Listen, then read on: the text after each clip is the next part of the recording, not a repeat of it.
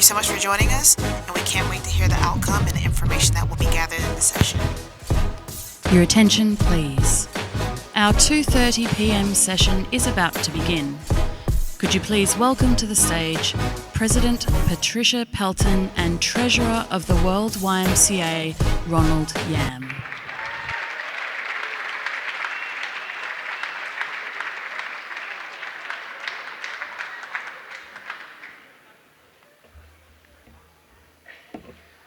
Hello and welcome back. We're getting closer to the ends of the governance sessions, but we've got a couple of important things to do. Before we begin, I would like to just have your attention to the fact that we've had another tragedy, these senseless violence pieces, and it's very difficult for our countries that have been impacted by these. So we would like to extend our condolences to the people of Japan in hearing of the killing of their ex-Prime Minister, Shinzo Abe. We deplore this violence and stand with the people of Japan. Just a moment of silence, please.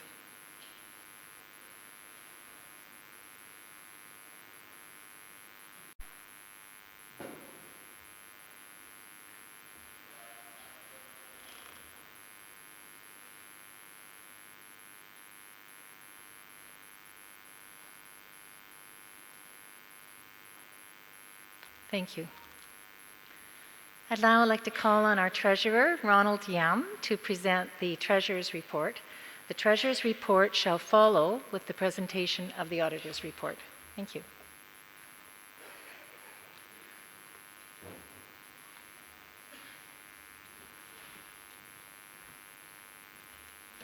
Thank you, President. Good afternoon, friends. It is my pleasure to present before you the Treasurer's report. All the documents are available in the convene, and you can also see them on the overhead screen. I'm going to present to you the financials of the World YMCA from 2018 to 2022.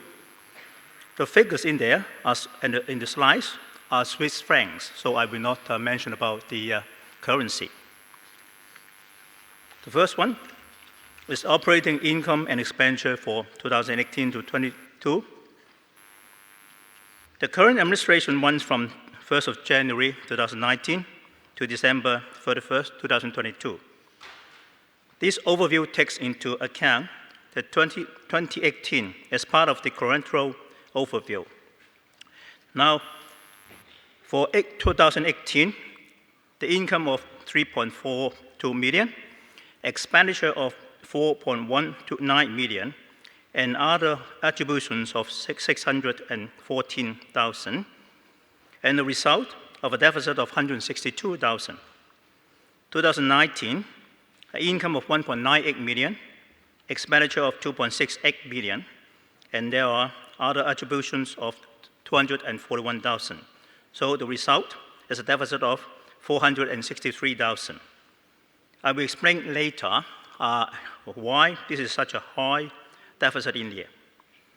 2020, the income is 2.17 million and expenditure is 2.96 million, and other attributions of 800,000. So the result is a surplus of 29,000.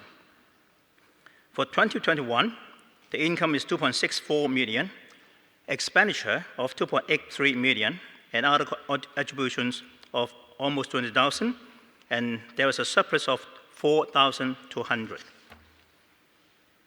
The contributing factors are, in 2018, it was the World Council year, so the income and expenditures are increased.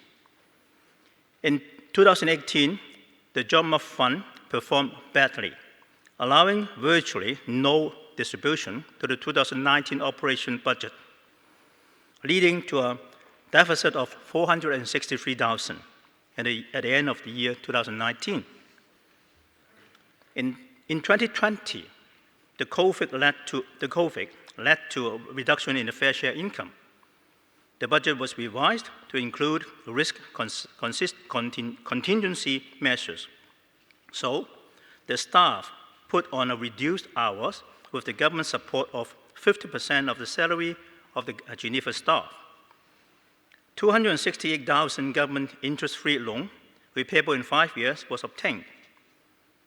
Overseas staff accept a 10% pay reduction. COVID impact on the financial situation continued in 2021. The budget again included risk contingency measures with 2 likely scenarios being monitored throughout the year. In 2021, income was generated from a property in Vanilla with a small surplus of $155,000 that supplemented to the operating income and led to a small operating surplus of $4,200 for 2021. In October 2021, the Executive Committee approved the following distribution from Job Mark Fund to finance operating budget of $700,000, to support Solidarity Fund of $300,000, and support the World Council $300,000, which will be reimbursed if not used.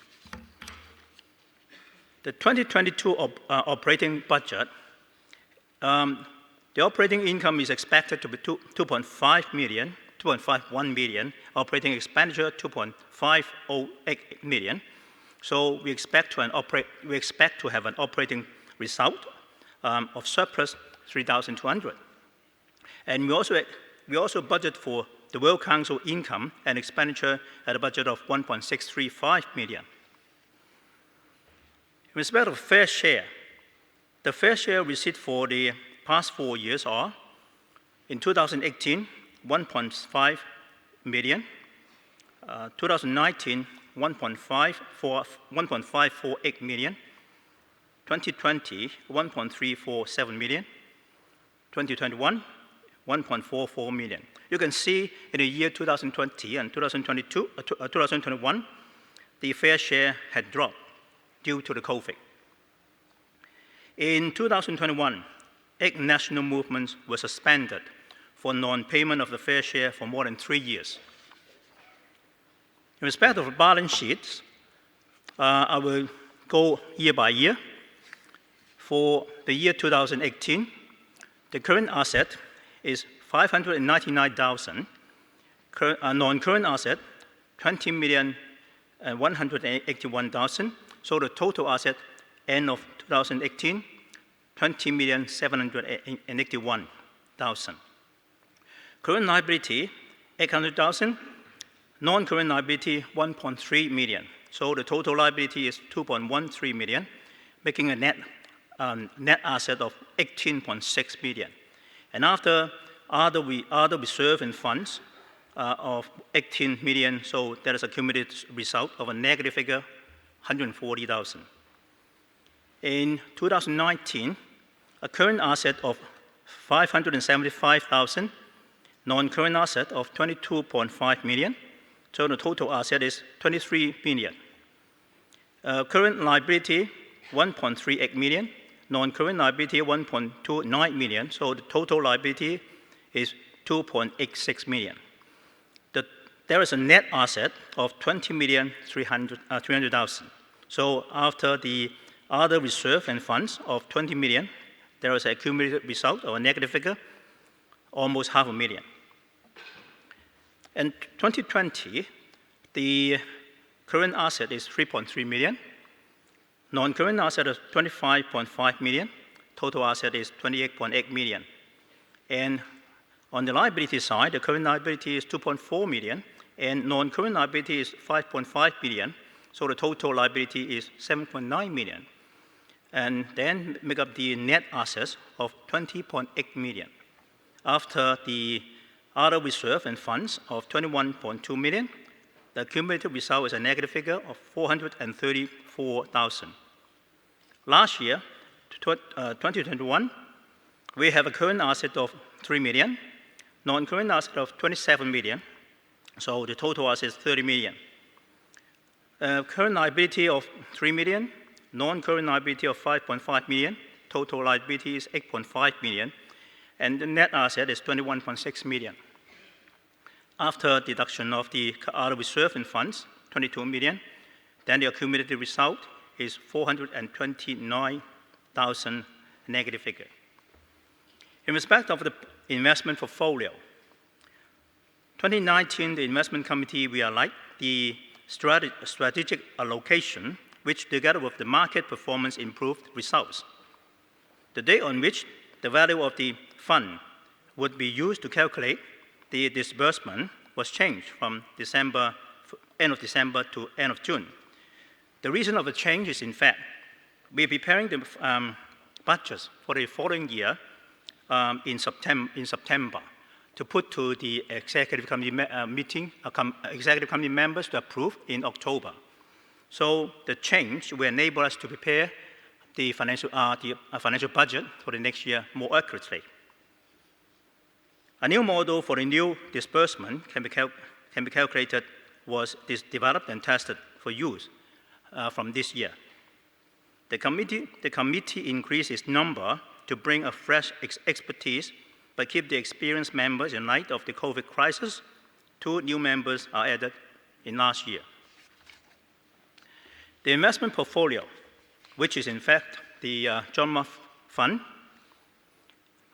in 2018, compared to 2017, there was a net return of negative 4.5%. And at the end of the year 2018, the portfolio value is 16.7 million. And you can see that there was the disbursement to the operating budget.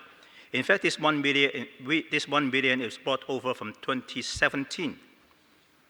In end of 2019, compared to 2018, the return increased by 13.5%, and as at the year end, there was a portfolio valuation of 18.9 million. And due to the reason that 2018 was a bad year, investment portfolio did not rise a lot, so there's only less than 5,000 being put to the operating budget of Royal Alliance. And in 2020, at the end of 2020, as compared to 2019, the net return is only 0.6%. So the portfolio, as at the end of the year, is 19 million. And there was a distribution from the John Muff Fund to the operating budget of 702,000, which is based, as I mentioned, based on the result on end of June 2019. And for 2021, as compared to 2020, the performance had a net return of 2.7% increased. And at the end of the financial year, the portfolio was 19.6 million. And 700,000 was being distributed to finance the operating budget of the Royal Alliance, which is, as I said, based on the figure on June 2020. As for the property portfolio, in 2020, the YMCA sold the property at Close Bremont in Geneva and purchased a new property, Venia, with a rental potential. A 5 million mortgage was approved, which included 1 million that could be repaid in 1 year or used as a buffer in case the cash flow issue during the transaction. The Royal YMCA registered for VAT to reclaim this 980,000 VAT payable for the new property. I'm happy to say that this 980,000 has been approved by the tax bureau to be repayable to us. Negotiations are still ongoing regarding the potential 1 million capital gain tax liability. That means it is the profit on the sale of the Close Bremont. In relation to the property, as I mentioned, this is a Venia. It was purchased in 2020, and there was an income of 36,000 as compared to expenditure of 43,000. So there's a deficit on this year of 7,000. In the year 2021, income of 244,000 was received, and expenditure was only 89,000. So there was a net return of 155,000. And for the budget for this year, we expect to have 358,000 rental income as compared to expenditure of 118,000. So giving us a net return of 239,000. But this big figure will be changed. The reason is that most of the property, most of the floor in that building, only lately in these 2 months, are all rented out. So I expect that rental income could be higher this year. For the Solidarity Fund, which was set up in 2020, you can see that in 2020 we had a receipt of donations of 587,000, and 480,000 was distributed to the national movements. And in 2021, receipt of 213,000 and distribution to national movement of 89,000. So the balance will be brought over to 2022, this year, together with 200,000 that we expect to receive. This will be distributed to the national movements when needed. For the COVID response, 2020 to 2021, secure spaces, which means the Retiree Emergency Fund. In 2020, we received 193,000, and 74,000 was distributed to the retiree and the staff. And as you can see, that 150 retirees received the COVID grant in 2020. And in 2021, we received 213,000 and distributed 42,000 to 93 retirees for the COVID grant in 2021. Auditing standard. In January 2019, the Finance Sustainability Committee took the decision that it is necessary to control, that the necessary controls were in place to be able to upgrade the 2018 audit standard to Swiss GAAP, which is international GAAP, so as to make our financial statement more international auditing standards and more vigorous with the greater disclosure than the ordinary audit standards, and greater assurance of the partners and stakeholders on the financial statements.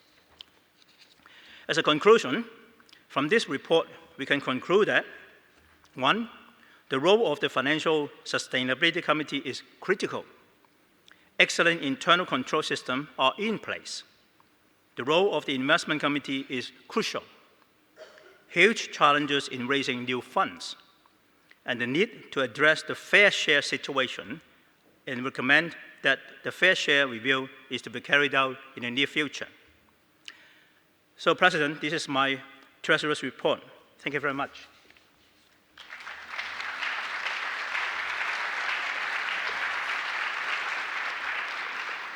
Now, after the Treasurer's report, it is my pleasure to invite our auditor, Mr. Mark Secretan of the PwC, to present the audit report. Mark will be reporting online. I suppose Mark will be there. Well, yes, Mark is there. Pass on you, Mark. Thank you very much, Ronald, and a very warm welcome on my side. Apologize not to be here today with you in Denmark. The logistics were a little bit complicated, then I was not able to join you. I have a few slides and comments that I can make on the audit reports we have issued since 2018.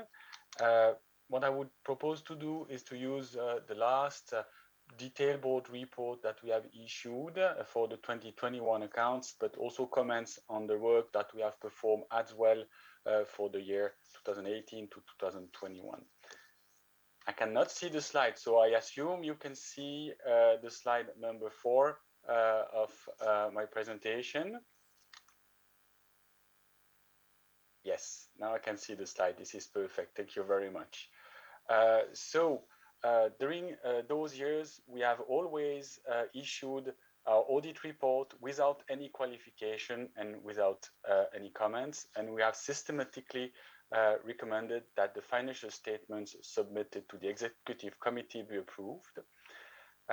We have always been in a position to document our audit work based on a very strict audit plan, but also to discuss our findings first with the management and then as well with the executive committee. As mentioned by your treasurer just before, we have also looked at the existence of the internal control system. We had very few recommendations over the past years, and the recommendations were more about the formalization and validation and implementation of checklists, and that has been fully implemented at the end of the year 2021. The quality of the accounting is also very good because we had only very few adjustments to be performed in the financial statements, and during those years we had no material misstatements to report to the executive committee. It means that there are no amount that could have a material impact on the financial statements that have been changed during the audit or that have not been changed during the audit. Then if we move to the next slide, please.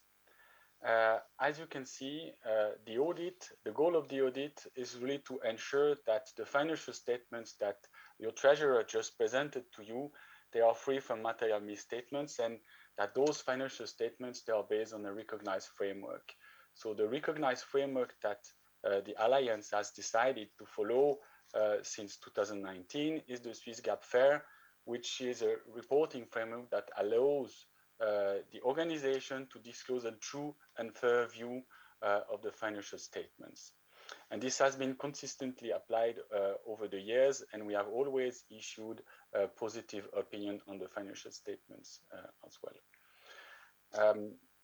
The work that we have performed, and I would propose not to go more into detail because Ronald, you had a very deep explanation of the financial statements over the past years, but we have been able to conclude our work. We have had access to all the necessary documents to ensure that the investments that are into your trust and managed by the executive committee, the value is the good value, the value exists as well.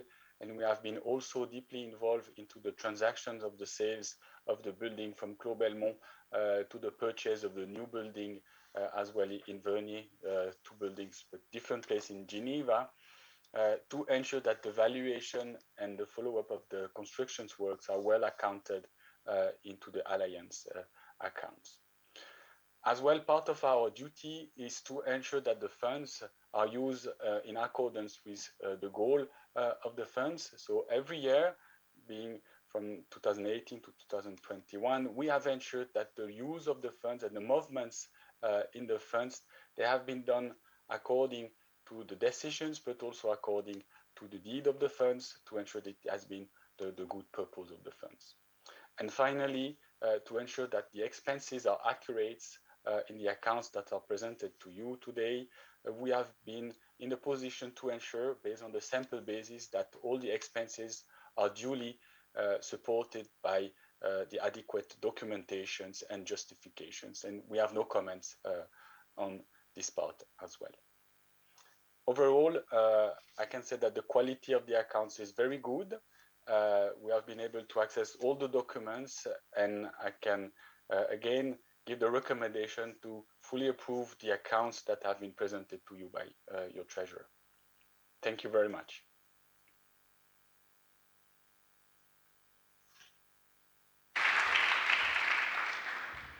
Thanks very much, Mark.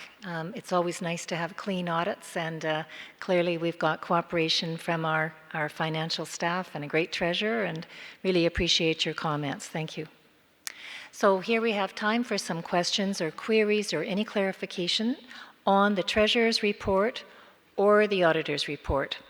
If you have any questions, please go to the mic on the side, and you'll be ushered over and you can ask your questions. And if you're online, for our online participants, please just ask a question on the app. Thanks.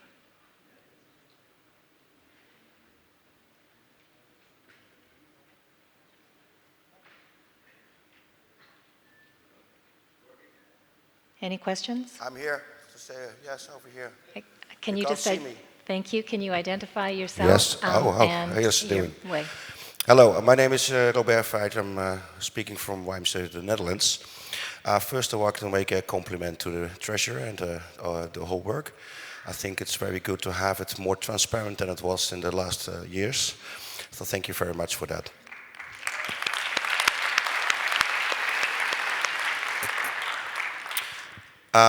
It's not really looking back, but it's a little bit looking forward. Because we're talking also about the future. It's not in this report, but I just wanted to have this asking questions. Does the implementation of Vision 2030 have any impact on the upcoming budget? And if so, how and what? And what will be different in underlying budgets and reserves? Maybe it's not for now, but I'm really curious about it. Maybe you can say a few words about it. Thanks very much, Robert. Ronald? Opportunity for change.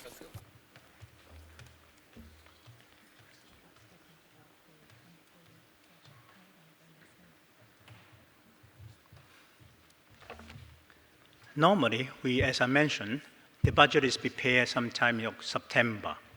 So for the 2020 budget, let me see. The 2020 budget, in fact, because of the COVID, we have certain scenarios, 3 scenarios put up at that time. In fact, we have to see to. Sorry, I think he's asking about the future budget for Vision 2030. Okay. Can you just clarify that? For your information, the Finance Sustainability Committee members suggested that you can see there, our budget is only 2 million plus. We expect in 2030, the budget could be something like 5 million. So if we can have more budget that come in, we are able to finance our operation as well as all the programs that we plan to do in the future. So in fact, yes, we are planning to have a higher budget in the coming years. And the target is to have a 5 million budget instead of only 2-point-something million. So this is the expectation of the Finance Committee going forward.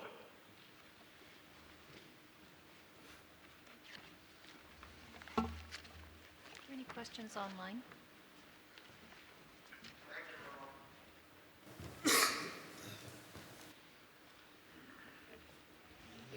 Any other questions? And my apologies, it is difficult to see from here. So if you've got a question, just call out. There's no other questions online, Carlos? Yes, one more. Please. Over here. Bertram Devadas, I'm from YMCA India. I also would like to thank the Treasurer and others for the excellent report and the transparency. Thank you. One question, when you mentioned in the slide on investment, you said there were various measures taken to increase the income in the financial year. I just wanted to know what those measures were. Thank you. Good question. Thank you.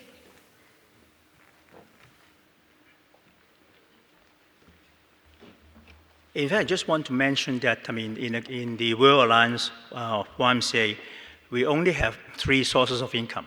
One, the fair share, which last year is only 1.4 million only. And the second income is, in fact, from the contribution from the John Mock Fund. As you can see, early this year, in the past few months, the equity market has been up and down, and even in fact, the equity market has been down substantially. So as a result, when we come to the, as I mentioned, that we'll be doing the calculation of the contribution from the John Mock Fund on end of June. So as a result, there could be no contribution for next year. Could be no contribution for next year. The third source of income is, in fact, some donations from outside of our YMCA. And as such, as I mentioned, that because we are depending on the performance of the John Mock Fund as end of June. So as compared to last year, in fact, it's a negative. So obviously, in the next financial year, we don't have any contribution. I don't expect there any contribution from the JOMA fund. So we must go, get more resources outside from outside of the JOMA fund. So we have to do more to get more resources.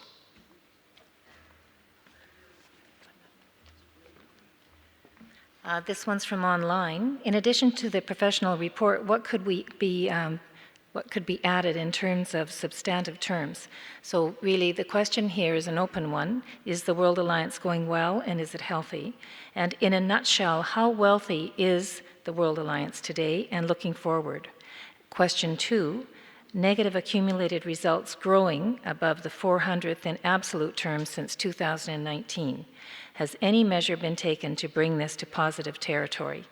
I'm sending all the questions that are coming in from online, and these are 2 that have been asked. So, do you want to keep that? Okay. That one and that one. So just really, are you comfortable? And then there were many deficits in our years. As I mentioned, we only have 3 sources of income. 1, fair share. 2nd, contribution from the JOMA fund. 3rd, donations. In fact, going forward, we have already recruited what we call a resource or fundraising staff, and there should be some, going forward, there will be some committees set up. I will talk to the incoming president in respect of this, so as to enlarge our source of income, maybe donation, partnering with other organizations, so as to improve our source of income. Because with the existing only 3 sources of income, we are unable to, as I mentioned, the JOMA fund, we might not have anything for the next year's budget. So we may have to do more to get more resources. Yeah.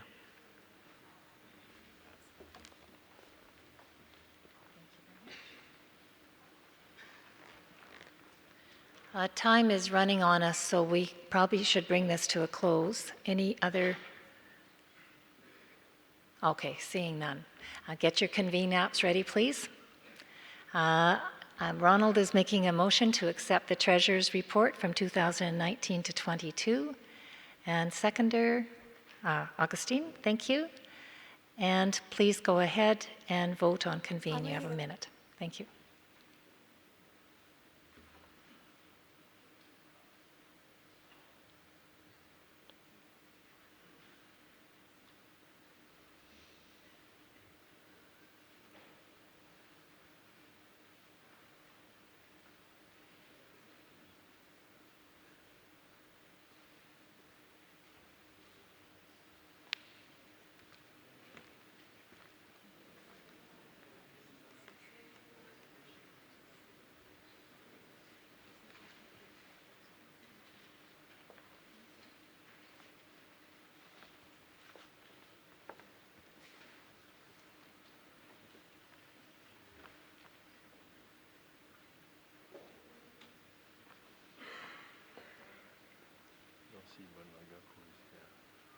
Okay, good.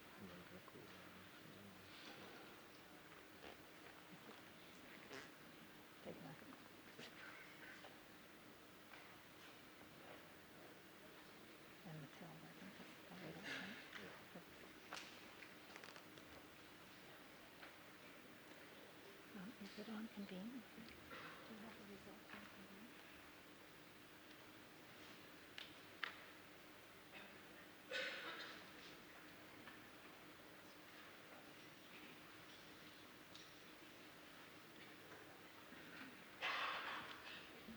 Okay, so sorry for the delay. We've got 53 yeses, 0 noes, 1 abstention.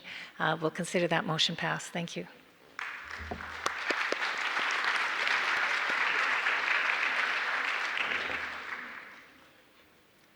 And we will go to our auditor's report. Suzanne, you're going to take us over?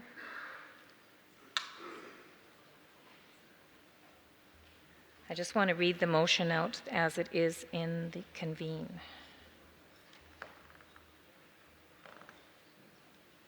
So can I have a motion to accept the auditor's report for 2019 to 2022? Mathilde, thank you very much. Prime mover, Nagako, seconder, thank you. And please go ahead and vote.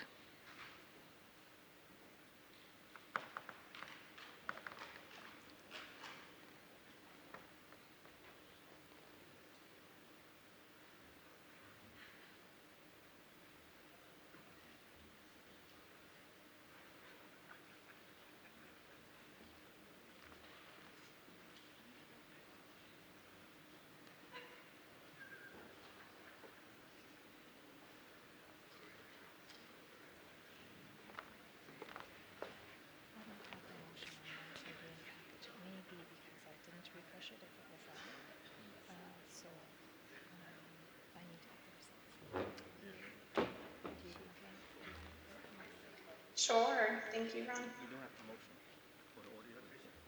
Are you?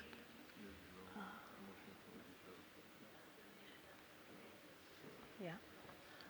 Are you able to find the auditors? There's no motion. I don't think there is no motion There's for the supposed to be auditor. two. Yeah? Yeah. Oh, okay. Do we need to get it on? It will take some time. So we can acknowledge it's not there, but if by show of hand, Yeah, okay. yeah. Okay. So it's not on the Convene app, and we apologize for that. I didn't realize that. So I think we're just going to have a show of hands. We've had a mover, we've had a seconder.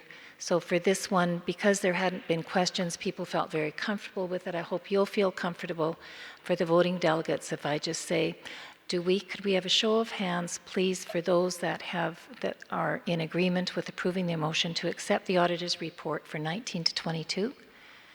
Please, show of hands. We should have someone counting, please. Okay. Please put up your hands loud. I want to get the numbers.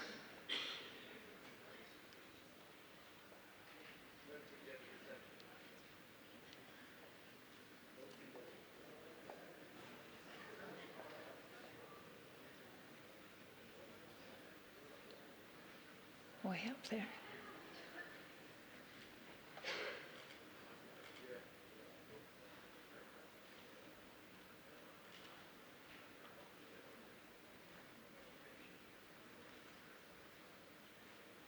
Okay, so I count 53.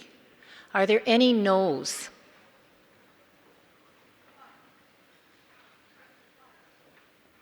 $55? Thank you. 55. Any no's? Abstentions? Thank you for your patience, and we'll consider that passed. Thanks very much.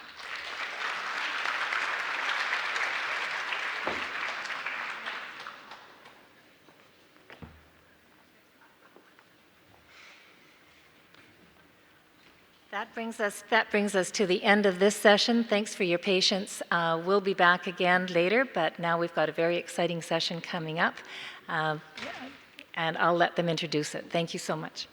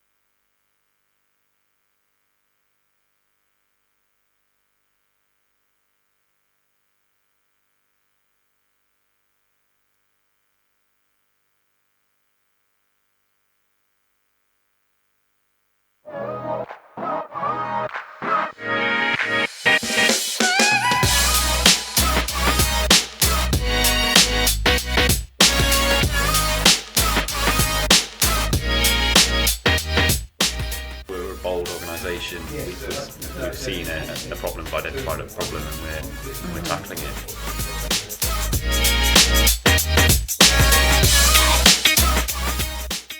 We, as a YMCA, don't just have influence in our own communities, we have influence in our countries, we have influence in the world. We're a global organization, and with that, we have the ability to organize and mobilize, and so we have to say something.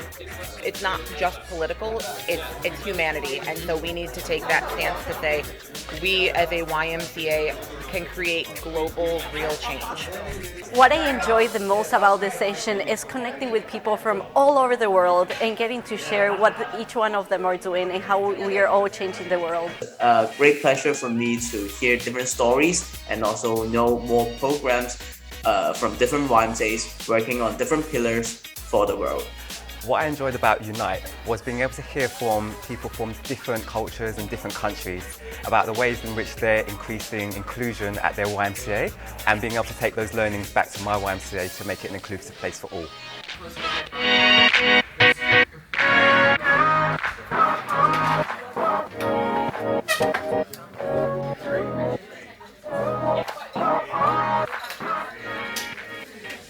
Today for me was extra special because we got to time travel and go into our future in 2030 and see the type of impact that we can make as YMCA around the world.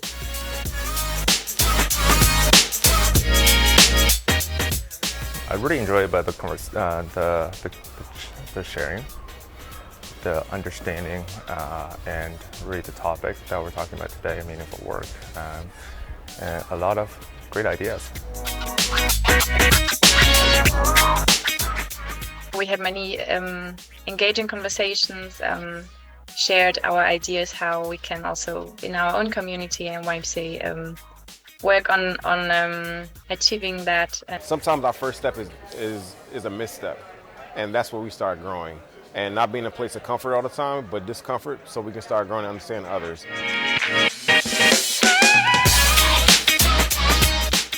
Structure of how our programs are and the things that we do are very different. So being able to get an exchange and get an idea of what those things look like, and being able to take that back and then move that forward because it's very interesting.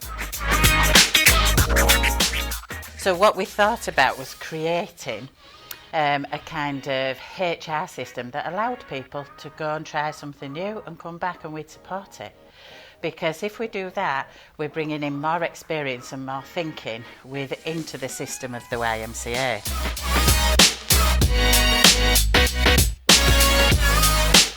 As we can work in systems, starting with the very young and really building up that sense of value, that sense of belonging and significance and acceptance for our younger ones, they are going to turn out to be our employees, our staff, and our volunteers. So if we can do this and create this sense of belonging and connection for our little ones, we have done it into the least of them, and so we are doing the greater good. To end the oppression of women, we must have women in leadership positions, close the pay gap, stop gender-based crimes, start off with the youth to not raise them to have sexist thoughts because it starts there, stopping gender roles, and actively being a part of the change. We talked about our education systems, co-creating spaces for healthy debate, so that we can have conversations around differences but do so in a healthy way. It's really important that we have programs that focus people who have handicap or like even for migrant on those is good. But we, as if you want to build a resilient community, we should start now educating. So if your local YMCA, like we talked about Calgary and Korea as an example, so if your local YMCA has a reason to be connecting with another YMCA, that should just be happening and that should be celebrated, and the opportunity to do that should be created and structured in.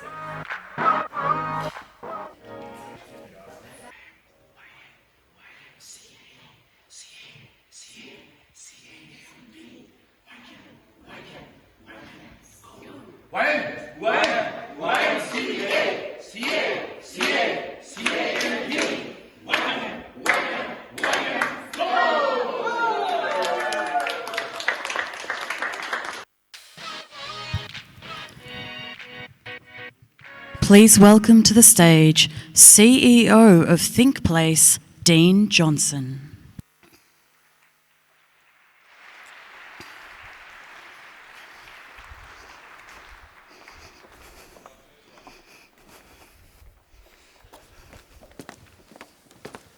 Welcome everyone to the outcome session, where we're going to unpack the collabs and the outcomes that it's already achieved.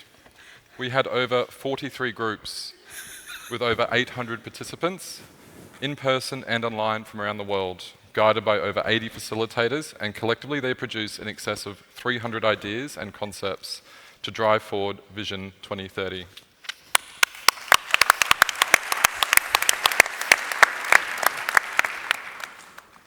Whilst the ideas are important for igniting change, what's far more valuable is creating the environment for us to listen, to connect, to share our stories, ambitions, and dreams for the future. Here with me to unpack are our panel, and we have Nicholas Tellers Espana, Supervisor of Community Programs from the YMCA of Greater Vancouver.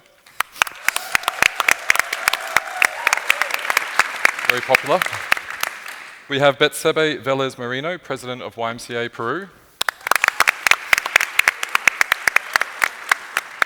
We have Emma Hundemark, President of YWCA YMCA Sweden. And joining us on stage is Prue Warrilow, Chair of the YMCA New South Wales. Online joining us, we have Adriana Stanovici, Senior Manager Global Advancement from YMCA of the USA. And lastly, we have Sebastian Cruz Ferrin, Programs Coordinator for YMCA Colombia. So to kick us off, one of the exciting aspects of the collabs was hearing from the different perspectives around the world. And I'm interested in some of the conversations you heard about how people are engaging with the topic differently. So I might throw to you, Nick, to start us off. Yeah, no, certainly. Thank you. I think the conversation in general was really diverse, and that is really great in creating better ideas. I think the one thing that really came out of that was the need for better intergenerational exchange. There's so much knowledge in the YMCA movement, and as new people are coming and others are going, how do we bridge that gap, right? There's a lot of wisdom to be shared, and in the context of our collab, which was on well-being and building a community of well-being in the YMCA, that came in the source of mental health, right? How do we have those conversations and reframe them, not just as a dialogue, but also from the angle of equity? How do we make sure that people get the resources that they need, even if they're not the same resources? So not a one-size-fits-all, but rather a plethora of resources and multiple solutions. Interesting, very great. And Betsebe, what do you think was important about bringing people together and from different parts of the world with those different perspectives? Well, we are proud of our diversity as a global movement, and I think it makes our discussions richer and our vision wider. And I think I've seen in the collabs the different backgrounds, the different perspective, different first languages, different understandings of each problem that we address it. And I think what we share and is powerful is a passion to take action and to tackle every challenge with a meaningful way. And the second thing that I think is very, very important is our capacity, our respectful capacity to disagree and to constructive a way to make a consensus, and to understand that maybe we are not in the same perspective, but we all want a solution. We want to address our urgent problem that impacts us in our lives, in our communities. And I think that makes collabs so powerful in this organization. Thank you. As we know, there was also collabs hosted here in our house, but also hosted online. I'd like to hear from one of our team online, Sebastian, about what did he see in the groups and what was the experience like with all of those people connecting online from around the world? Yeah, sure. Thank you for the question. I will say it was really interesting getting to hear people from all over the globe.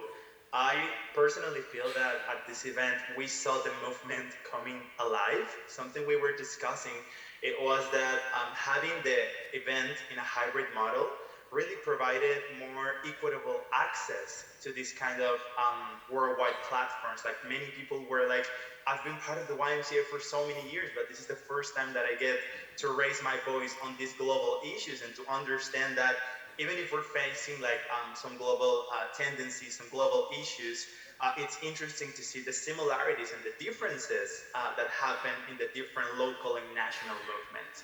You will see people saying, oh yeah, we have community gardens programs here in Africa, but then someone in South America will be like, oh, we do the same thing, but with this interesting twist. So at the end of the day, I think it was very meaningful to see how even like we're so diverse as a movement, but we can all come together as one with this passion for social change and for creating a more equitable world for us. So just really wanted to highlight that and really wanted to also congratulate the facilitator and coordinator and tech support team that we had, because it was so diverse from all over the world and it wouldn't have been possible without any of them. Thank you. Yeah, completely agree. There's a lot of effort in front of the stage, behind the stage, around the stage to make the collabs happen. So maybe we'll talk about the process a little bit. So the collab process was designed sort of loosely on a human-centered design or design thinking approach, and it was the first time that it was used at the World Council.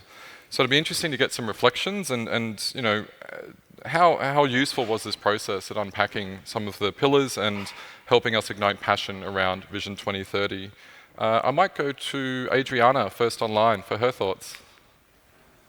Sure, thank you. Well, what's exciting about Vision 2030 is that we now have a common direction that we're moving in together as a global movement. And in the past, you'll notice we didn't have workshops this year at World Council. The collab process and the methodology replaced what a traditional workshop where I teach and share, and there's a group that is receiving and learning. Moving from more of a lateral approach to exactly what it sounds like, collaborative laboratory, to a more intergenerational co-creation process that really allows people to come to the table with all of their contributions and experiences in real time to say, yes, we're all moving in the same direction. Also, these global issues are very complex and nuanced and look different in all of our local contexts and realities. So how do we learn from each other in real time and ultimately start to work on the implementation of what it can look like for us to achieve Vision 2030? Thank you. Yeah, I think there's a lot of interest in where this goes next and how we implement, and we'll hear a little bit more about that later. Thanks, Adriana. And maybe we'll hear from someone who did the collabs in our house. So Prue, what was the highlight for you in the experience, or what are some perspectives that you would share about the process? The highlight for me with the fantastic Group 3 and Esperanza, my co-facilitator, was when we actually got together and started building the mascot. And I was a little sceptical about how 20 people around a table with a bunch of Lego and tapes and paper might actually work. But we ended up with this amazing collaborative, beautiful campfire that was so much more than a campfire. It was a manifestation of mind, body and spirit. And everyone participated, everyone contributed and made something around the campfire. So there's a physical representation of every member of that group around the table, and it was a really great representation also of how to translate a really big, challenging idea into something that people could really grapple with at a local level with that campfire image. Great, yeah, lovely. I think we saw a bit of that in the video. Yeah, you did, the camp cry. Yeah, beautiful. I might actually throw it open to the panel. If anyone has something that they want to share about sort of a highlight that they had throughout the process. Does anyone have a lovely story or a lovely idea that they came across? If I may. Please, yeah. I think the most beautiful thing about the collab process was just the ability to connect, intergenerationally, internationally. But really the shout out goes to the people that stayed throughout, like it was a very taxing process, but a very worthwhile process for those folks who were able to be there throughout. And if you are here right now and I can't really see you, thank you for engaging with me and my co-facilitator, Taylor, who is somewhere in the audience, because yeah, I think we build a system that really allows for people to have a safe space and then share ideas freely. Great, yeah, completely agree, thanks. So the collabs are designed to create new ideas, but it's also an environment for us to get insight and to learn from different parts of the world, to be inspired and to take some of those learnings back to our own YMCA. I'd really love to hear about some of the ideas or the concepts that came out that are starting to emerge from the collab process. I'd like to throw to Emma to tell us about anything that she was inspired by or a concept or idea that you think has real potential. Yeah, I really enjoyed how concrete this was. So throughout a number of conversations that I was part of, we ended up talking about a green book or a handbook for best practices around the globe, because before coming here, I did not know that, say, YMCA in Canberra has done a sustainability audit, or there are solar panels on the roof on some of the buildings in Brazil, and India's planted so many trees and they will continue to do so. So I really thought it was so concrete, and it's something that I could bring back to my national movement. We could start working tomorrow, and it's already been tested and vetted by another YMCA movement. So it's been really great. Very cool. Very great. Thank you. And I might actually ask our online crew as well. So was there any ideas or concepts that you heard or that you were really inspired by or thought had some potential? And I'll let either of you feel free to jump in. Yeah, I think part of the beauty of the collab process too is the ability to work on these issues at different levels. So we had some groups that were very focused on the YMCA. How do we work towards becoming more carbon neutral? I know I'll give a shout out to one of our youth-led solutions projects is focused on exactly that, creating a tool for YMCAs to do a waste audit and continue to improve their outcomes. But then some are also more focused more broadly on culture. How do we create a culture at our YMCAs? There was an excellent point around community and how we don't want to create any solutions for community without community. So first step is let's meet with the communities we want to impact and start there. But then also more broadly on advocacy at the world level, how do we partner with other organizations, government entities to collaborate, knowing that we have a lot of influence and we have a platform, but we can't do any of this alone. So it was really exciting to hear all the different that the teams were starting to think at, and collectively, I think we can work on all of those levels because we have such a breadth and depth of YMCA work all over the world. Thank you. I'll leave it open for the rest of the panel as well, if there's any ideas or concepts that came out or you were really excited by that came through any of your sessions. If I may. Please, yeah. I also thought about what Betseba said about having honest conversation when we don't fully agree, because within sustainability, for instance, there is structural problems like historic burdens, or some countries have contributed more to the problem and also have maybe a larger responsibility, but also that a lot of the communities we serve have been severely affected by environmental racism, for instance, and sharing those experiences has been very valuable, and I think it's a conversation that's going to continue further down the road. So I was very thankful for that as well. Great, and I think that's an interesting point about the conversation continuing afterwards as well. So I might throw this open to the panel, but what are your thoughts about the role that collabs could play in the future, and how might they be used to sort of drive Vision 2030 into the future? I'd like to say something. I think they're a really powerful tool to enable all participants to actually have a voice and to understand the connection between these really powerful global pillars and their day-to-day work at a local level. And I think it's really challenging sometimes to translate really big, audacious ideas into something practical on the ground, and the collabs enable that sort of process to occur. So it's a really powerful way to give people agency and voice, and you've got the lived experience informing what we're doing at the Y. Great. Lovely. Any other thoughts? Yeah, I think we complement each other, and I think our approach to attend our problems needs both perspective. Maybe Some of us are sensitive about systematic inequalities and historical breaches that exist. And another people is urgent to attend right now the solution, and maybe we don't like to think about who is responsible about this problem. But I think what is very, very important is to be honest and both perspective to have to attend and to have new ideas to prototype meaningful solutions. And I think in every pillar we will need both approaches. Great, thank you. Agree, yeah. Part of the process we explored how might we questions, so I'm going to throw out a how might we question for the panel. How might we ensure that the great work and the great thinking of the collabs continues on and we don't just leave it here, we continue it into the future and see some of these amazing ideas and concepts come to life? Any thoughts from anyone in the panel about on how we might achieve that?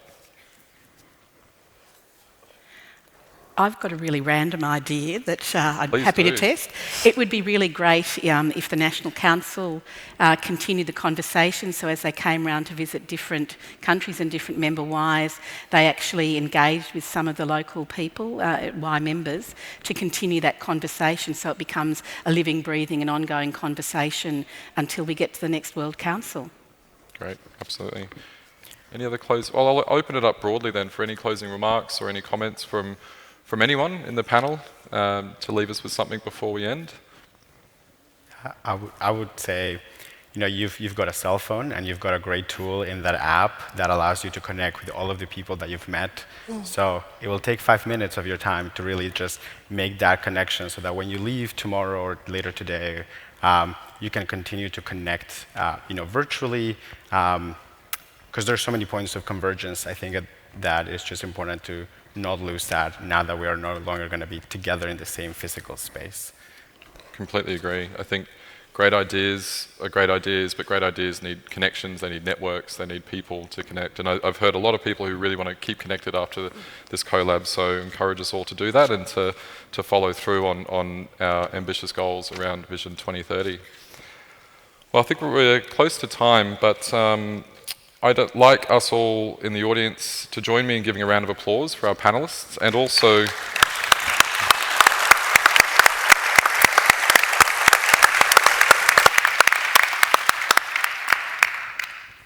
for all of the participants in the collabs that have made it an amazing experience both in person and also online. You've done a fantastic job and the outcomes are fantastic and we're looking forward to seeing more of those into the future. So round of applause for everyone.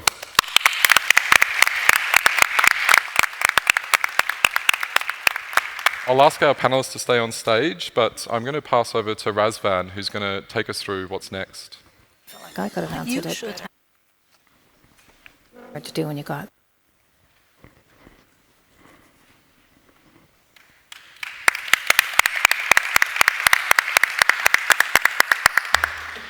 Hello, everybody. Thank you very much, Dean, and thank you, all of you, for the sharing, for the nice sharing that you all did today. And I'm very happy to see that finally we managed to meet the online and the in-person collabs to this point.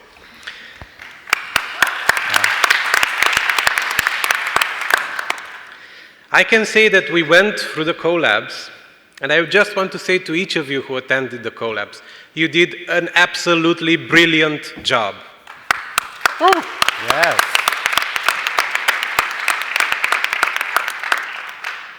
The depth of the conversations that we listened, the messages, the heartfelt involvement, and really the engagement. I can really say, and this will be just a personal, not a World YMCA conclusion, that at least for me, the main outcome of these collabs is the engagement that you all have shown today and in the past 3 days.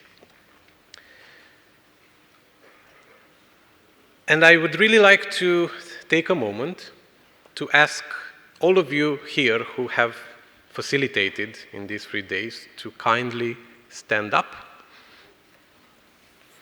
We don't have everybody here, but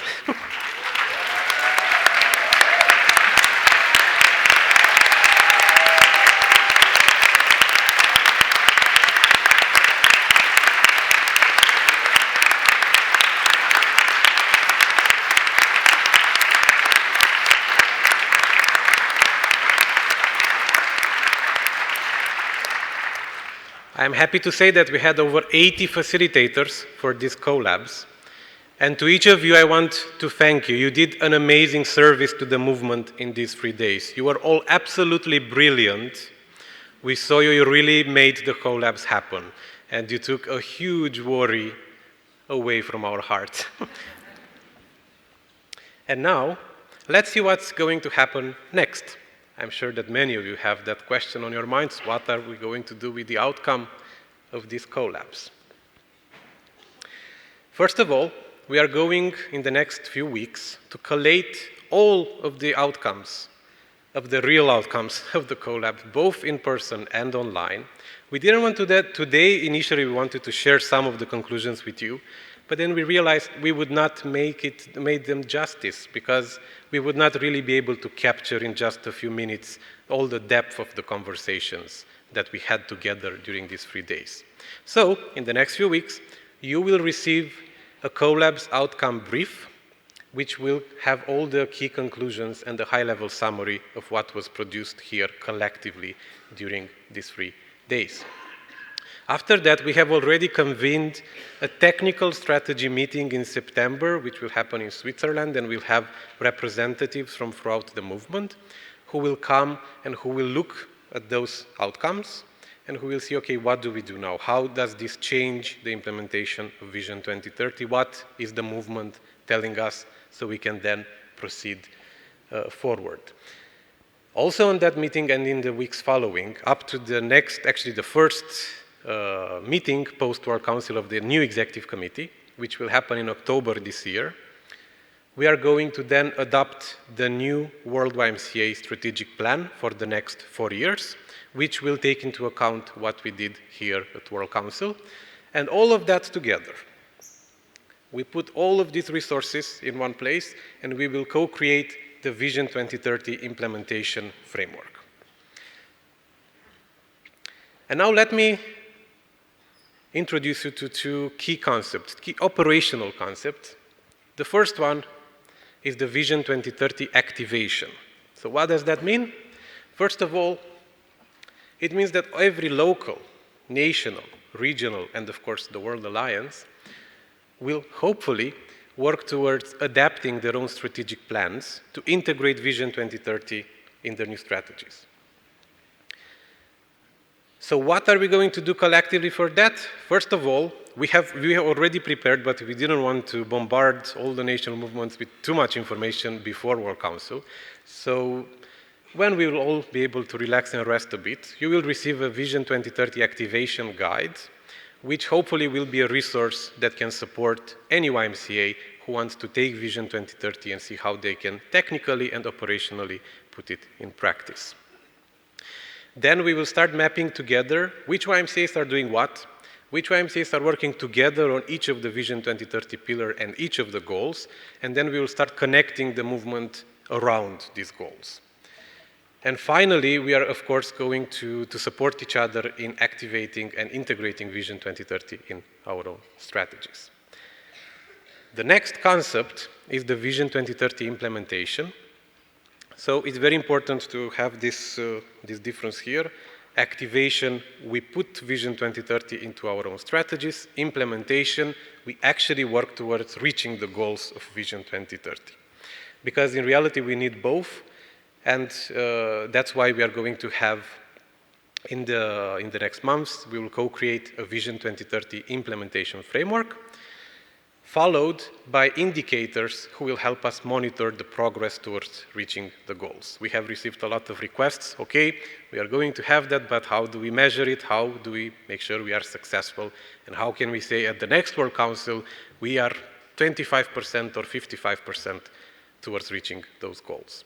Of course, not all of them will be measurable quantitatively, but we will have that. This is why it will be extremely important to work together and to see what will be the best approach to make that happen. And finally, last but not least, we are going to work together on fundraising, partnerships, programs, and advocacy to support the implementation of Vision 2030 globally.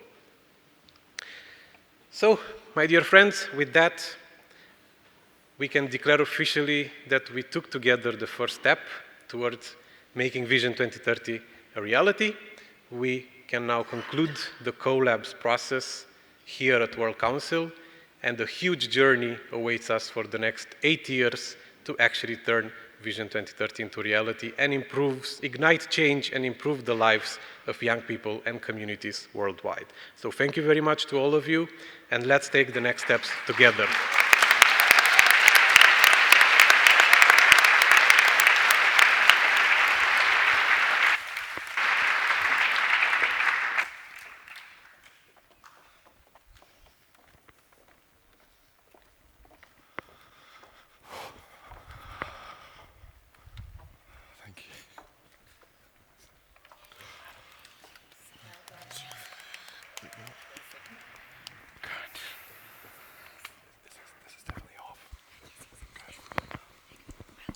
To all of our online viewers, thank you so much for participating in the collabs, and thank you to all the facilitators who helped come up with those ideas and facilitate the conversations in the movement of change. For the people in the chat, please take a moment to let us know which collab you participated in. We are so interested in learning more about what you may have learned through that process.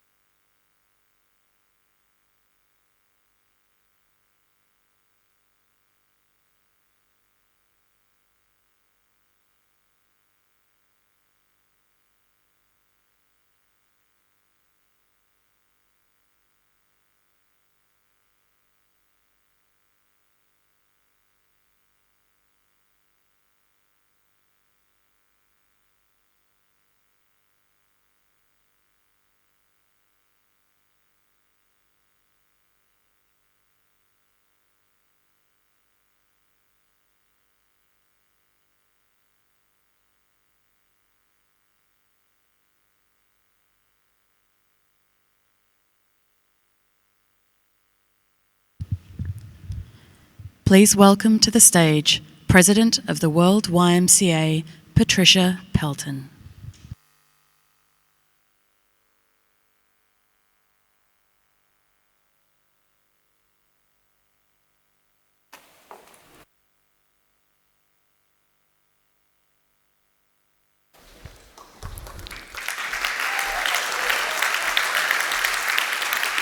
We wanted to go together. Gosh, it's great to be back here. I haven't been gone long, but I really have a very special task here. So we now have a brand new leadership team for World YMCA for the next 4 years. We've elected the new president who will be at the helm of the leadership, and I am now having the privilege of welcoming the new president, Ms. Sohaila Hayek.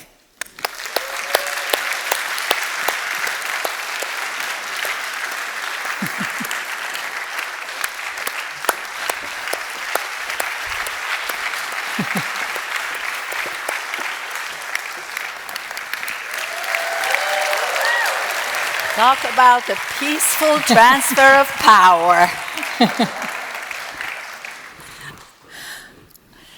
We put our trust on Sohaila with the office of the president of this global youth organization. I have the honor, with your kind permission, to officiate the oath of the president.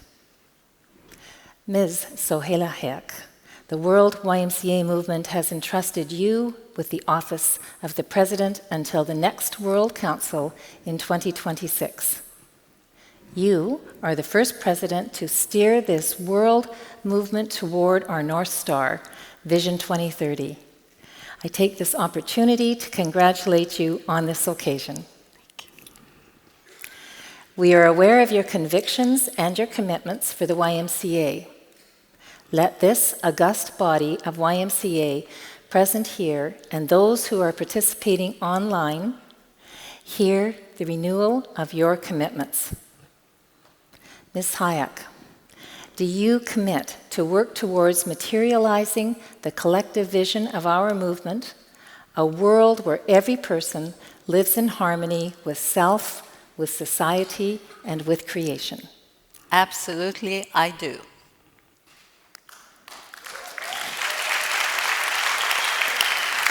Not over yet, guys. Do you commit to do whatever is necessary in your capacity to materialize YMCA's mission of empowering young people and communities worldwide to build a just, sustainable, equitable, and inclusive world where every person can thrive in body, mind, and spirit? Yes, I do. Let's go over here. This book is the Golden Book of the World YMCA. Thank you. It represents the full members, the supreme body of the Global Confederation. Do you commit, we put it down, yeah, to uphold the spirit of unity in our movement to remain one, journeying together to achieve our collective vision and leaving no one behind? Yes, I do. And let's get you to sign this book first.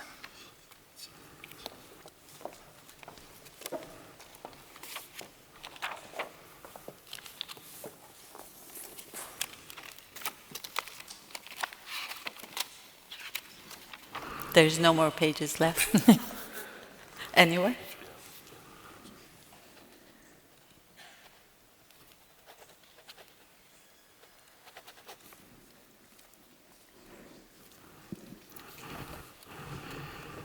Thank you.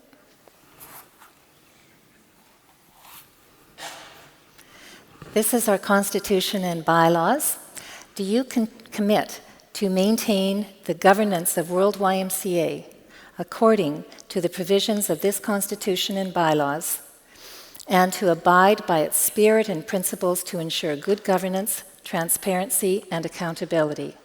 And here it is in English, French, and Spanish. Yes, I do.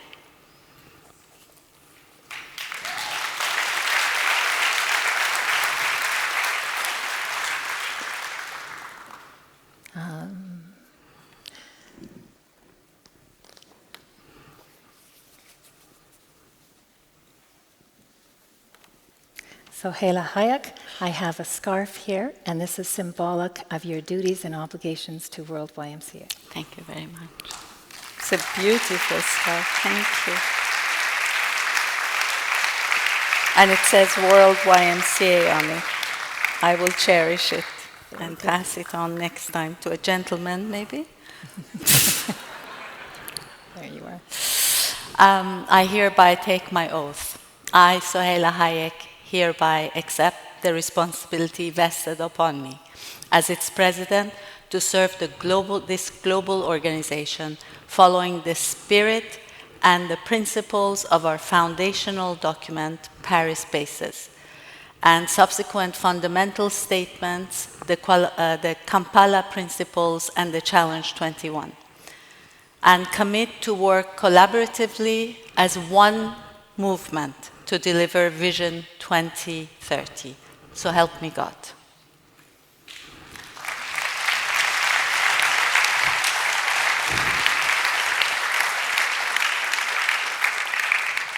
So Hela, on behalf of all the delegates at the World Council, the volunteers, the staff, the young people and communities we serve worldwide, please accept the scarf, the Constitution, as symbols of your calling to serve the movement.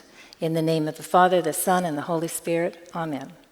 Now I would like you to deliver your acceptance speech.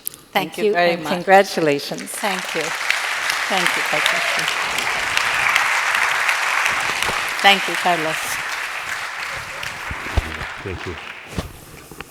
Ahora sí.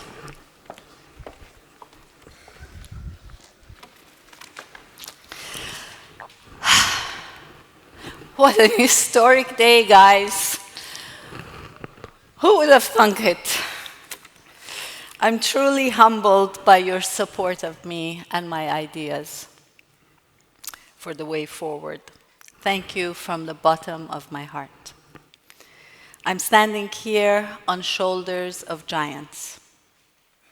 In my life, my parents have been the backbone of all that I am today. They laid the foundation for the Soheila standing before you. Always smile and the world will smile right back at you, my mom used to say.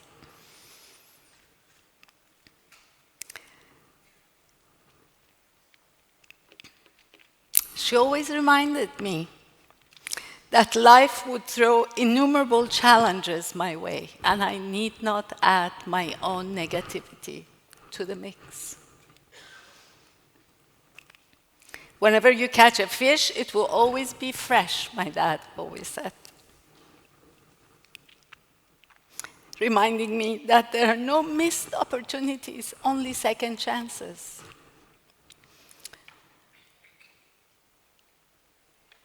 The love of nature, gardening, and hiking was bred into me by my parents, who always took time to enjoy every scenery, every flower, no matter how small.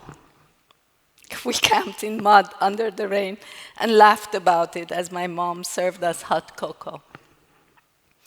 So I learned that life is to be enjoyed.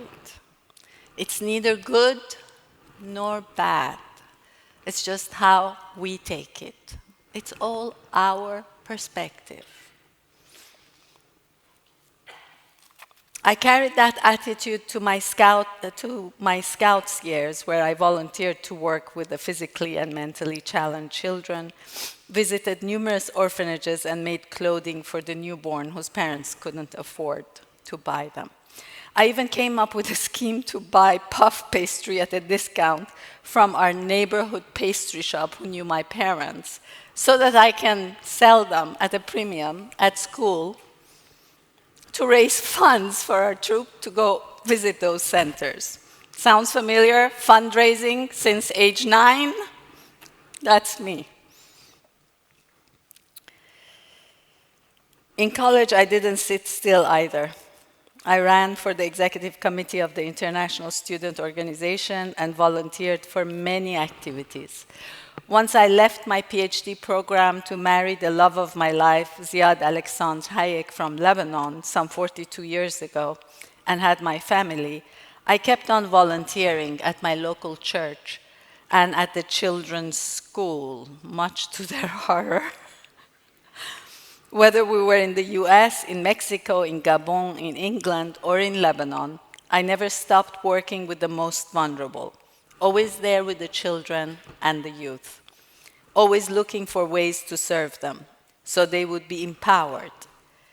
And my better half and hero, whom I simply call Hayek, has always been there to push me further and encourage me on.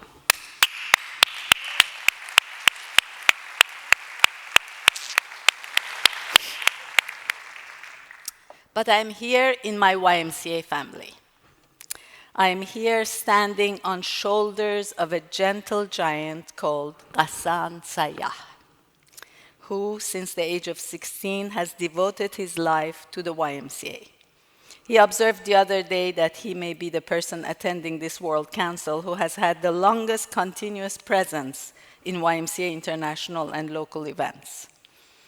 He is the current president of our national movement in Lebanon.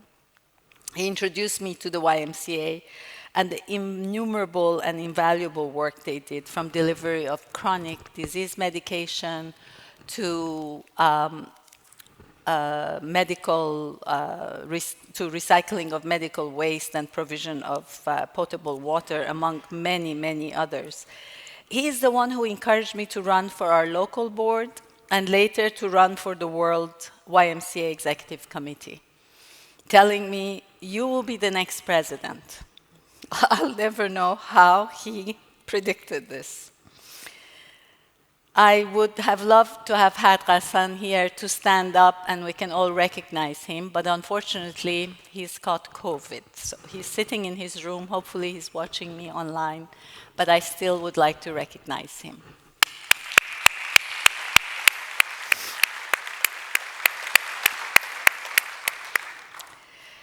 And I stand on the shoulders of my past presidents, Peter Posner,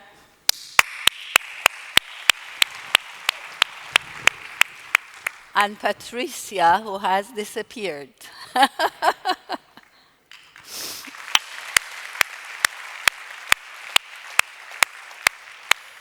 Throughout the past 4 years, they have been incredible role models of effective leadership. And as immediate past president, Patricia, our first female president, who has understood our global challenges politically, economically, socially, and environmentally, and the need for the YMCA to adapt to those external factors and forces, will be staying on as past president on the executive committee. And I will continue to be mentored and guided by her for our movement. And now I stand alongside our Secretary General, also a giant, Carlos Sanvi. And I have to say that I'm truly looking forward to working with you, Carlos. It was his idea to hold Padare sessions during the 2020. Padare sessions, for those of you who don't know, are inspired by consultative wisdom sharing councils of the elders in the African tradition. They jolted all of us out of our COVID shell shock. Then youth-led solutions that were also his idea, they truly energized us to go forth and undertake efforts to face the pandemic. Thank you very much, Carlos.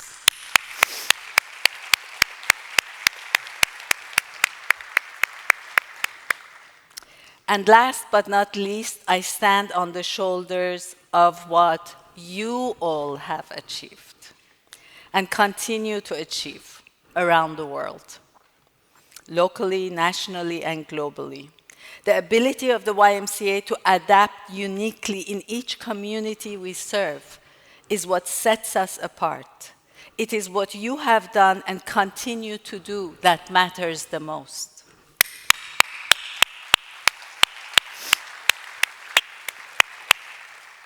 At World YMCA, we will continue to forge partnerships to strengthen our global impact and leverage our existing partnerships with the United Nations, World Health Organizations, the Big Six youth empowerment organizations in Geneva, and others, as we align with sustainable development goals of the United Nations, which fall perfectly well within our Vision 2030, 4 key pillars of impact: community well-being, meaningful work, sustainable planet, and just world, and our strategic goals.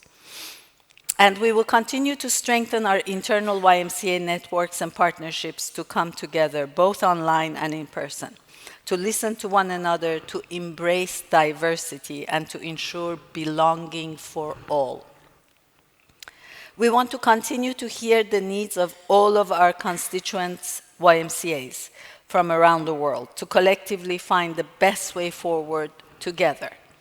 The world of the 21st century is a very small one. More than ever, we live in an incredibly interconnected world. The distances that separated our various movements no longer do. We need to read from the same book and play our music not in cacophony, but together as an orchestra. Vision 2030 is the prime example of this global collaboration, and we just passed it by an outstanding, almost unanimous vote. Well done, World YMCA, and well done, all of you who made this possible. It's going to be a real game changer.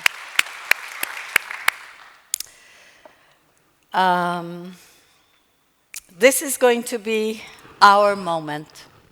This is our time in history. A round of applause for all of you.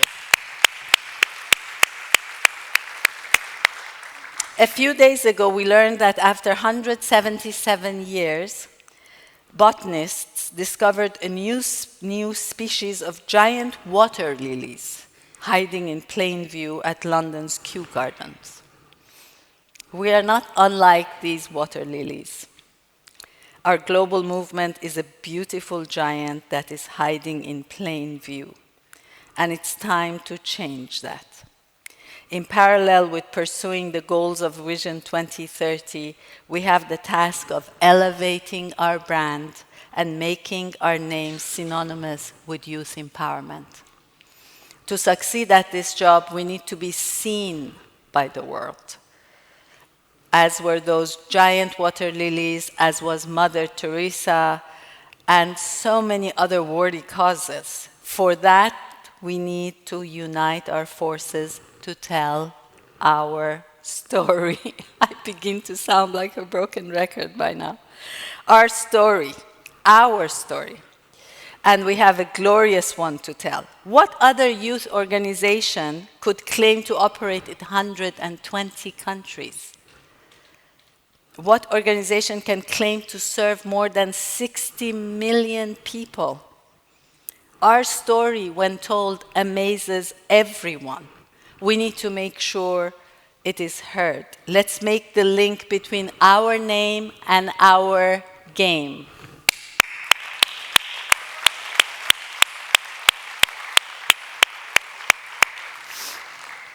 Speaking of games, basketball and volleyball were invented at the YMCA. Let's take pride in this. Why not partner with famous basketball and volleyball sports club or with sports equipment makers to co-brand events and initiatives? Maybe some of you have other great ideas. Let us put our collective thinking hats on and come up with inspired new revenue streams to fund our Vision 2030 plans and dream up alternative revenue schemes to build our reserves for when we face difficulties again. Let's work together to continue to capture our program outcomes and to collect consistent data about the invaluable projects we each have, to share both internally and externally. Sponsors and partners need our outcome data to justify their support of us. We need to work together to achieve this. In the past few days, I was blessed to have had the chance to speak with so many of you. And what a wonderful and enriching experience this has been indeed. I have heard you, and I will continue to ask, and I will continue to listen. As a global movement, we've already come so far with your youth-led solutions, but we need to go further. Let's increase the number of young people in leadership positions at our local and national YMCAs.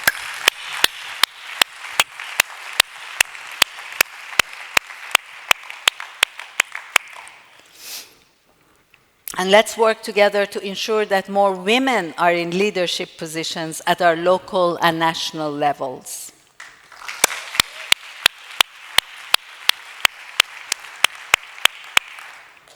And I will continue to stand on the shoulders of giants during my term as president. I will depend on your wisdom, your feedback, and your collaboration to succeed. Above all, I will depend on your prayers. Leaders of the YMCA, young and old, in between, let's do our best for a world that desperately needs us. This is our moment. This is our time to ignite change. Sorry for the voice. It's the effect of the picture-taking under the rain experience of yesterday. It has all kinds of good effects. I will say a few words in a few languages. تحية كبيرة للبنان يلي صغير بس فعل كبير ولمصر ولفلسطين. ميرسي كتير. Merci mes amis francophones pour votre appui. Continuez à me donner vos avis. On va travailler ensemble et réussir ensemble. Je vous aime tous. Mis amigos de la CA, su apoyo y su amor que me han demostrado han sido humillantes y profundos. Muchísimas gracias. No paren de comunicar conmigo, no paren de soñar, de creer y de actuar. Los veo, los escucho y los quiero.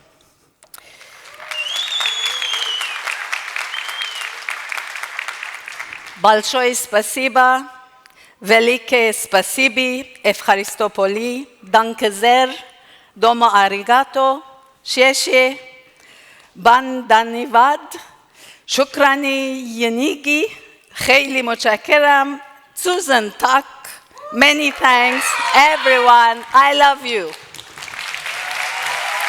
Thank you. Thank you.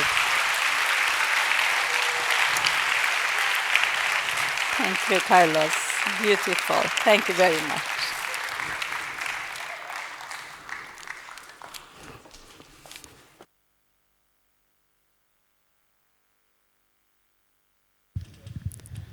Your attention, please. We will now have a brief break. Our EndNote session will begin in 10 minutes.